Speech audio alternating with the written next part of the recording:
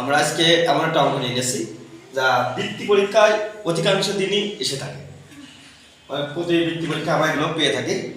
তা এই ধরনের অঙ্কে আমরা সহজে করতে পারি। আমরা প্রথমে পড়ে নিই, অঙ্কটা ভালো করে পড়ে নিতে হবে। একজন বিক্রেতা কৃষকের কাছ থেকে এক ঝুড়ি সবজি কিনে 40% লাভে 6,300 টাকায় বিক্রয় করলেন। সবজি ক্রয় মূল্য কত? এখন যদি এখানে কোনো সময় লাভ থাকে তাহলে আমরা 100-এর সাথে যোগ করব, যেটা পাবো সেটা হলো বিক্রয় মূল্য। তো আমরা লিখতে পারি বিক্রয় মূল্য।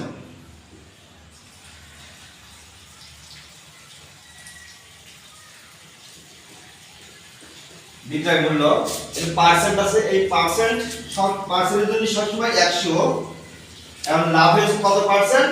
40%। তার মানে যোগ করব আমরা 40।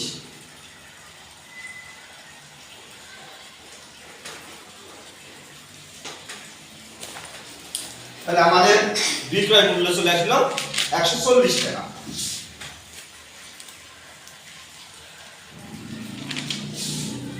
আর কোন সময় যদি অঙ্কে এখানে ক্ষতির কথা বলে তাহলে আমরা তখন সেই সময় কি করব? এই 100 সাথে বিয়োগ করব। তাই মনে রাখতে হবে লাভ বললে যোগ করতে হবে আর ক্ষতি বললে বিয়োগ করতে হবে। এখন আমাদের চেয়েছে ক্রয় মূল্য কত। এখন এখানে আমরা বুঝে দিতে হবে যেটা বেরিয়েছে এটা হলো বিক্রয় মূল্য, আর এই যেখানে 100 সাথে যোগ করেছি আর এই 40 দিয়ে যোগ করে আমরা পাইছি বিক্রয় মূল্য। তাহলে 100 ক্রয় মূল্য আর 140 টাকা বিক্রয় মূল্য। আর যেটা চাবে সেটা সবসময় ডান দিকে বসবে। তাহলে আমরা এখন লিখতে পারি 140 টাকা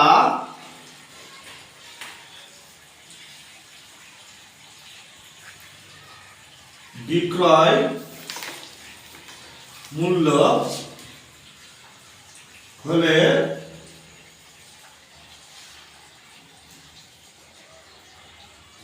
ক্রয়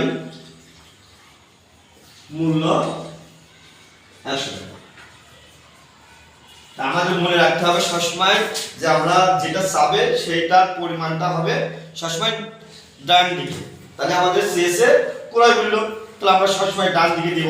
তাহলে অতএব 1 টাকায় বিক্রয় মূল্য হলে ক্রয় মূল্য হবে নিশ্চয়ই কম হবে, আর কম হলে ভাগ হবে। তাহলে উপরে 100 আর নিচে 140।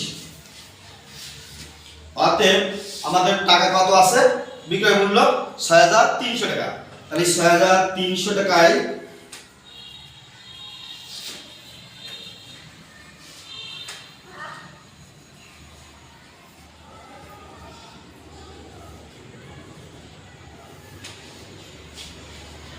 তাহলে আমরা এখন এটা দিয়ে এটাকে ভাগ করে ফেলতে পারি।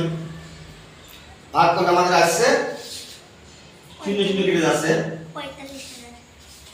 এখানে এটাতে ভাগ করলে আমাদের 45